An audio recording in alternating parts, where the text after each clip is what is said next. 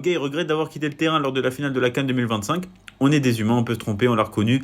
On est revenu sur le terrain, il faut retenir que le positif, c'était une compétition bien organisée par le Maroc. Une déclaration vraiment digne d'un vainqueur de CAN qui n'a aucune objectivité et qui est remplie d'hypocrisie. Je vous explique. Pape Gay, il a gagné la CAN.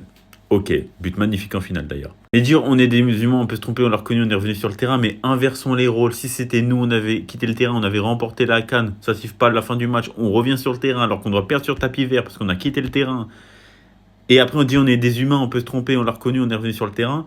La tête maintenant, ça nous aurait tombé dessus.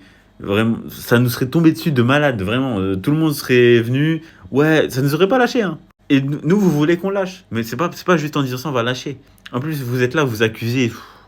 Entre Ismaël Jacobs qui parle d'empoisonnement, t'as Gana Gueye, son vice-capitaine qui vient et dit non, non, on avait notre cuistot avec nous, on a très bien mangé. Franchement, tu vas te taire maintenant et tu vas te prendre des sacrées sanctions, mon gars. On rajoute à ça, au fait, la même chose, voilà, diffamation, encore une fois, à tous les étages. Hein. Président de la Fédération sénégalaise de football, Abdoulaye Fall, accuse, voilà, le président de la Fédération marocaine de football. Le Maroc tient la CAF, il faut se le dire, ils tiennent tout en main, ils décident de tout. Fouzi Lekja, mon ami, c'est un compatriote, mais il y a des choses qu'on ne négocie jamais. Je suis désolé, les frères, tu peux pas avoir ce genre de déclaration et penser qu'il n'y aura pas de sanctions.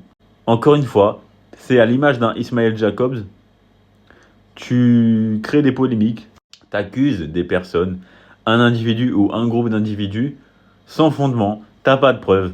T'as pas de preuves. Désolé, moi depuis le début, si vraiment il y avait des preuves, on les aurait vues.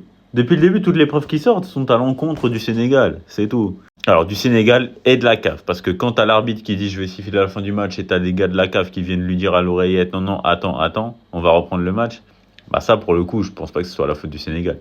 Mais le reste, désolé, le Sénégal, ils sont pas tout blancs. Hein. Parce que si on fait la liste, manquement au règlement de la FIFA, manquement au respect des règles du football, diffamation, donc Ismaël Jacobs et lui, c'est très grave.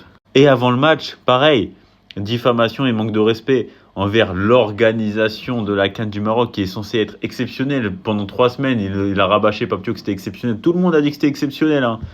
Il est arrivé à la veille de match, ça y est, il n'y a pas eu de sécurité pour son équipe. Il a pensé que c'était notre faute, alors que c'est pas notre faute. S'il se renseigne bien, c'est la CAF. Mais s'il ne fait pas bien son taf, c'est pas mon problème.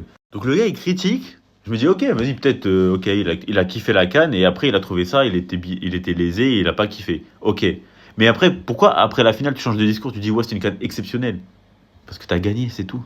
Tu changes de discours, t'es un mec hypocrite, comme votre président, voilà. Et il y a en fait des déclarations où t'as pas de preuves, c'est ça le pire. Et ça doit être puni, je suis désolé.